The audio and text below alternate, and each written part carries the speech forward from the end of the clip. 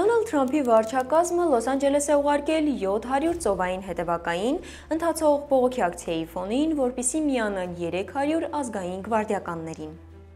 Կալիֆորնիայի նահանգապետը հայտարարել է, որ ապօրինի է զինված ուժերի տեղակայումը նահանգի տարածքում առանց իր համաձայնության։ Չնայած այս քայլերին, իշխանությունները դեռ չեն գործածել ապստամբության մասին օրենքը, որն անհրաժեշտ է զինվորականներին քաղաքացիական կարգի վերահսկման համար օգտագործելու դեպքում։ Դա նշանակում է, որ ծովային հետևակայինները չեն կարող փոխարինել ոստիկանությանը, եւ նրանց ներկայությունը հիմնականում դիտարկվում է որպես նախազգուշական քայլ անկարգությունների սրման դեպքում արագ արձագանքելու նպատակով։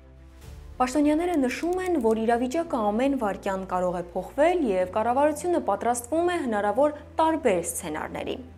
Այժմ այն մասին, թե ինչ թեմաների են անդրադառնալու թողարկման ընթացքում։ Կալիֆորնիայի նահանգապետը դատի է տվել Թրամփին, մեղադրելով նախագահին առանց համաձայնության զորք ուղարկելու մեջ։ Թրամփը Լոս Անջելեսը կոչում է օկուպացված տարածք եւ սպառնում է քաղաքը մաքրել անգամ կանոնավոր բանակով։ Թրամփը հայտարարել է, որ կձերբակալեր Կալիֆորնիայի նահանգապետին, եթե լիներ իր ձևակերպմամբ սահմանային ցարը։ Պարզվել է, որ Լոս Անջելեսի անկարգությունների կազմակերպիչներից մի քանիսը ֆինանսավորվել են պետական բյուջեից եւ արտասահմանից։ Թրամփը սայթաքել է ինքնաթիռ բարձրանալիս, մամուլը հիմա քննարկում է նախագահի ոչ միայն քաղաքական, այլ նաեւ ֆիզիկական կայունությունը։ Ինչու է Իլոն Մասկը սկսել հեռացնել իր սկանդալային գրառումները, այս եւ այլ նորությունների մասին կիմանաք առաջիկա րոպեների ընթացքում։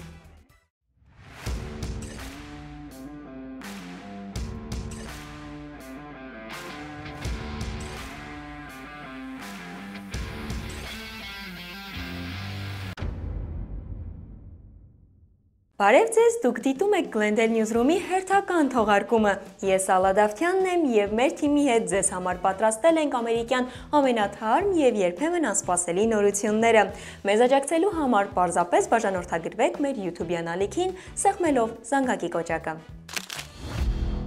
Կալիֆորնիայի նահանգապետը դատական հայց է ներկայացրել Դոնալդ Թրամփի դեմ, մեղադրելով նախագահին, որ առանց նահանգային իշխանությունների համաձայնությամբ ազգային գվարդիայի ուժեր է ուղարկել Կալիֆորնիա։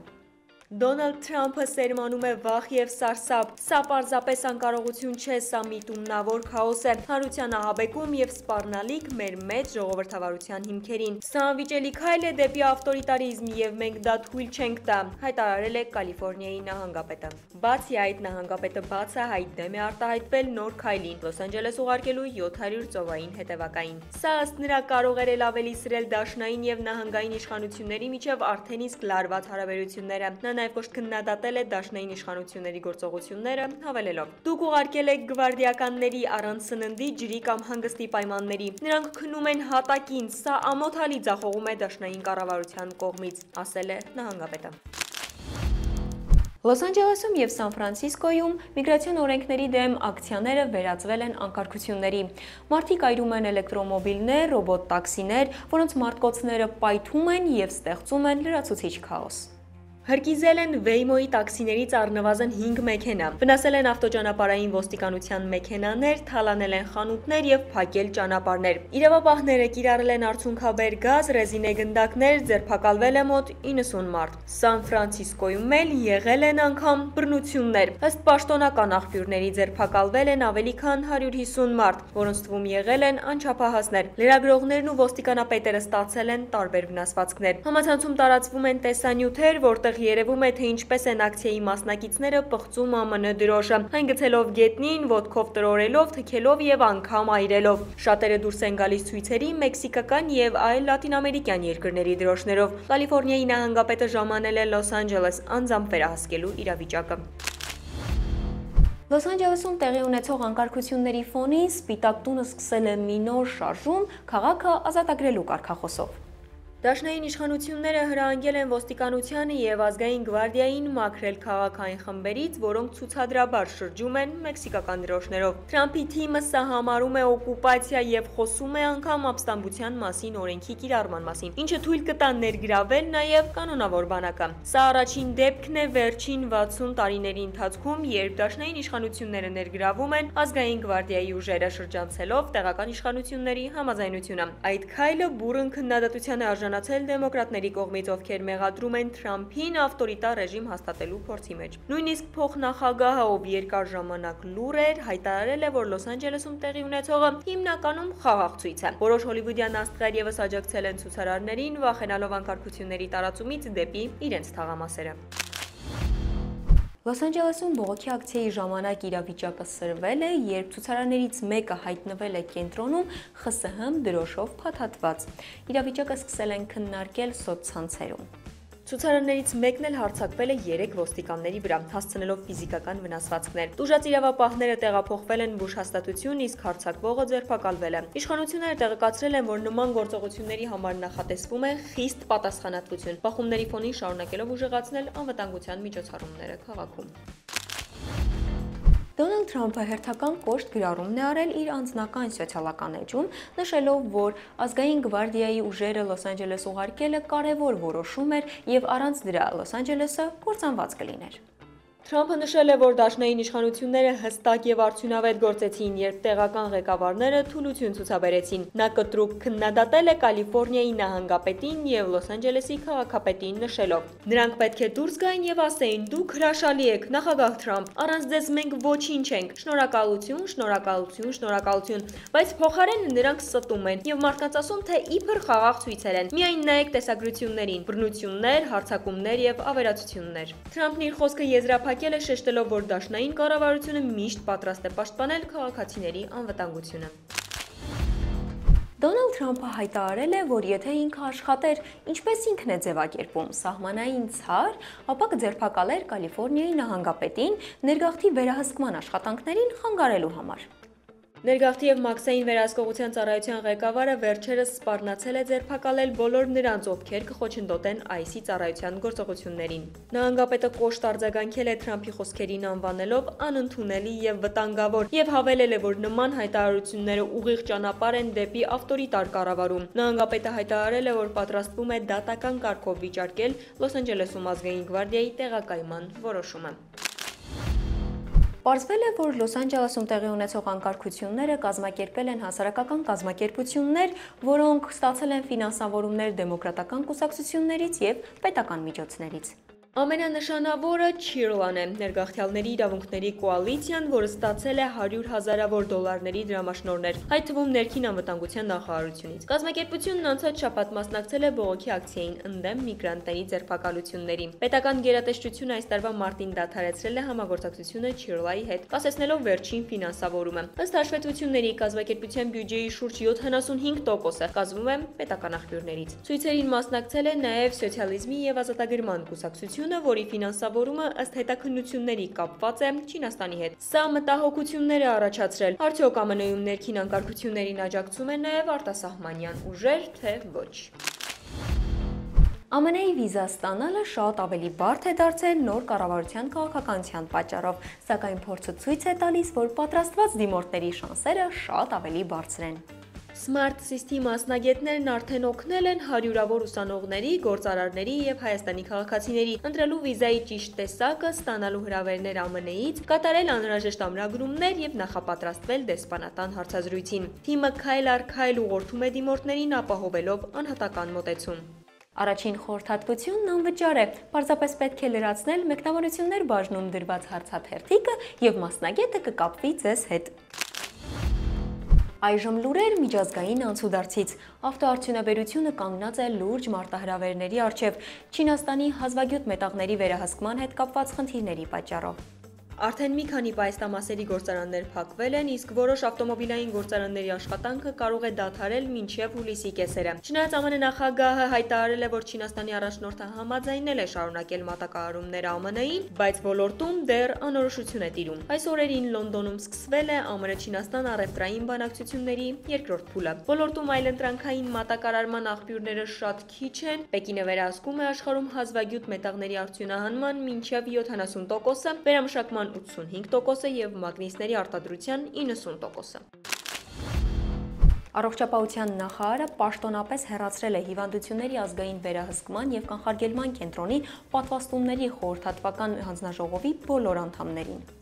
Քենեդին ասում է, որ այս որոշմամբ ցանկանում է վերականգնել մարդկանց վստահությունը գիտության նկատմամբ եւ ապահովել, որ հանձնաժողովի անդամները չլինեն տեղագործական ընկերությունների ազդեցության տակ։ Նախարարը տարիներ շարունակ քննադատել էր հանձնաժողովը, այն համարելով կախված դեղարտադրողներից։ Նոր կազմի ձևավորումը մտահոգություն է առաջացրել պատվաստումների նկատմամբ հնարավոր վերապահ վերաբերմունքի պատճառով։ Չնայած փոփոխություններին նիստը կանցկացվի ըստ գրաֆիկի, սակայն Քենեդիի այս քայլը կարող է հանգեցնել քաղաքական լուրջ հակասությունների, քանի որ նա նախկինում խոստացել էր կազմը չփոխել։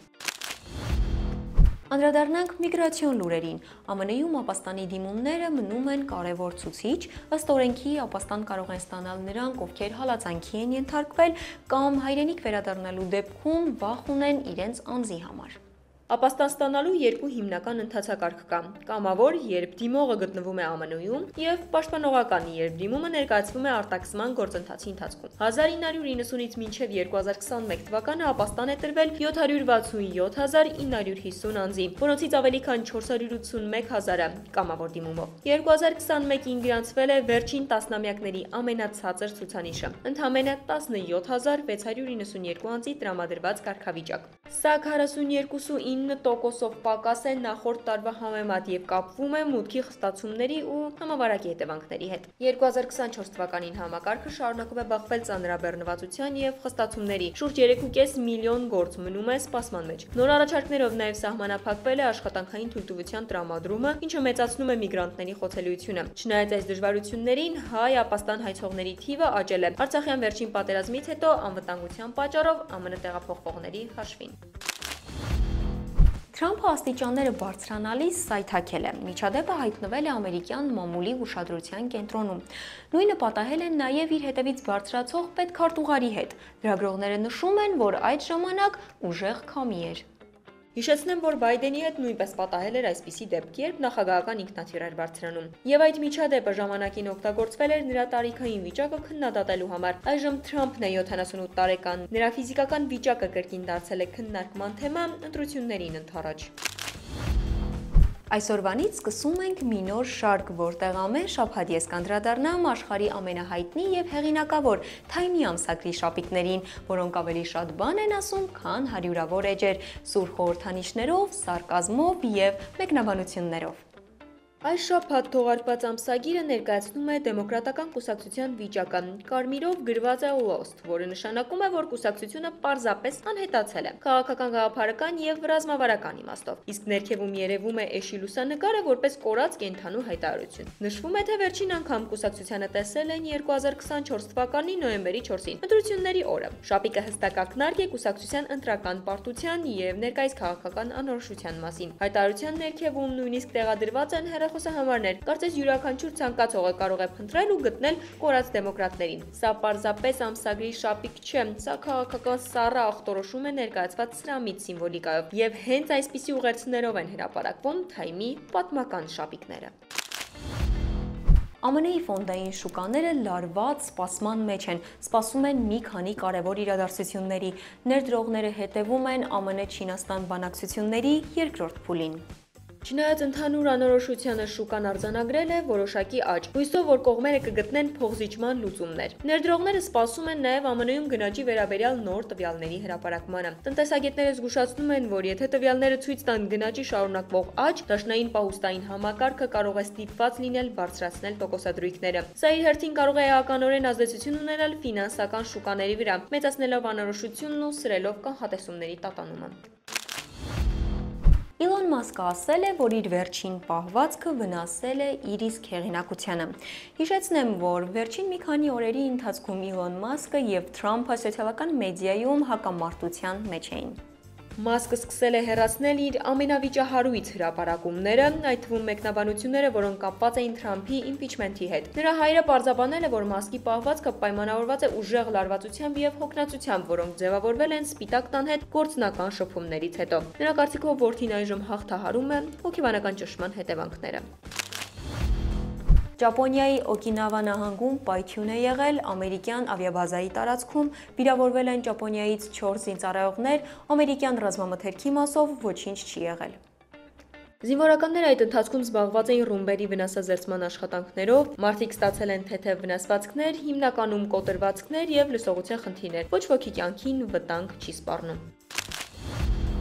Apple ընկերությունը ներկայացրել է իր նորամուծությունները արհեստական բանականության ոլորտում, նպատակ ունենալով չզիջել իր մրցակիցներին և վերականգնել իր դիրքերը տեխնոլոգիական մրցավազքում։ Ներկայացվել է նաև iPhone օպերացիոն համակարգի վերջին 10 տարվա ամենախոշոր թարմացումը, ինտերֆեյսի տեսանելի բարելավումներ, նոր խաղային հարթակ, Apple Watch-ում ավելացրել է նաև նոր մարզման ընկեր գործառույթը, որը օգնում է վերահսկել ֆիզիկական ակտիվությունը։ Ներկայացվել է նաև թարմացված Siri ձայնային օգնականը, որը դեռ ամբողջությամբ պատրաստ չէ գործարկման, բայց ըստ ընկերության շուտով կհասնի իրենց որակի բարձր չափանիշներին։ Մեկնաբանություններում գրեք, իսկ դուք որ նորամուծությանն եք ամենաշատը սպասում Apple-ից՝ թարմացված Siri-ն, iPhone-ի նոր դիզայնը, թե մարզական ընկերը Apple Watch-ում։ Դաշնային դատավորը վճռել է, որ փախստականների վերաբնակեցման գրասենյակը պարտավոր է նայել միգրանտ երեխաների գործերը, որոնք երկար ժամանակ մնացել էին կալանքի տակ։ Դատավորի գնահատմամբ Թրամփի վարչակազմի սահմանած քաղաքականությունը հանգեցրել է անարդար ձգձգումների այն ընտանիքների համար, որոնք փորձել են երեխաներին տեղափոխել իրենց խնամքին, չնայած օրինական կարգավիճակի կամ փաստաթղթերի բացակայության։ Իրավապաշտպան կազմակերպությունները ողջունել են որոշումը ընդգծելով, որ այն կնպաստի ընտանիքների վերամիավորմանը և կնվազեցնի երեխաների երկարաժամկետ մեկուսացումը պետական կենտրոններում։ Վիճակագրական տվյալներով Թրամփի օրոք միգրանտ երեխաների կենտրոնում միջինում 217 օր են մնացել։ Բայդենի վարչակազմի ժամանակահատվածում 35 օր էր։ Օրեոն սահմանափակ թողարկմամբ ներկայացրել է նոր թխվածքաբլիթներ Սելենա Գոմեսի սիրելի իմպելիքների համի հիման վրա։ Այս համադրությունը ներկայացնում է Սելենայի ոճը և իր ու երկրպագուների կապը։ Թխվածքաբլիթները շոկոլադե և դարչինի համի կրեմով են, խտացված քաղցր կաթի համով շերտ ունեն և փաթաթված են շոկոլադե դարչինով վաֆլիների մեջ։ Բիսկվիթի ձևավորման գործընթացին անձամբ մասնակցել է Գոմեսը, առաջարկելով 6 յուրօրինակ դիզայն։ Յուրաքանչյուր 3 փաթեթից մեկում հնարավոր է գտնել բիսկվիթ Սելենայի ստորագրությամբ, ինչը Օրեոյի պատմության մեջ առաջին նման դեպքն է։ Օրեոն այս թողարկմամբ ոչ միայն ներկայացնում է նոր համ, այլև պատմում է Սելենայի մանկության սերը Օրեոյի նկատմամբ։ Նախորդ թողարկումներից մեկում պատմել էինք մի զվարճալի դեպքի մասին, երբ Թենեսի նահանգում զեբրը փախել էր, որն էլ վերածվել էր իսկական ինտերնետային սենսացիայի։ Կենդանուն գտել են։ Զեբրան մեկ շաբաթ շարունակ չէր հնազանդվում մարդկանց, թափառում էր բաց տարածքում, անգամ ստիպելով ժամանակարապես փակել որոշ ճանապարհներ։ Ի վերջո կենդանուն գտել են մի արոտավայրում և ուղղաթիռով անվտանգ վերադարձրել տուն։ Սոցիալական ցանցերում մարդիկ հետևում էին նրա արկածներին մեծ ոգևորությամբ, տարածելով հումորային գրառումներ, թե ինչպես է զեբրը օրինակ վայելում վաֆլիներ կամ ճամփորդում մայրուղու եզրով։ Կենդանու փախուստը ի վերջո նրան դարձրեց համացանցի սիրված կերպար։ Շնորհակալություն, որ հաղորդումը դիտեցիք մինչև վերջ։ Մենք բարձր ենք գնահատում ձեր ակտիվությունը, կարդում ենք բոլորիդ նամակներն ու մեկնաբանությունները։ Եթե ուզում եք առաջինը դիտել մեր հաղորդումները, պարզապես բաժանորդագրվեք մեր YouTube-յան ալիքին, սեղմելով զանգակի կոճակը։ Ինչպես նաև մեկնաբանություններում գրեք, որտեղից եք մեզ հետևում։ Իսկ մենք կհանդիպենք հինգշաբթի, և ես ձեզ կպատմեմ Տեխասի մասին։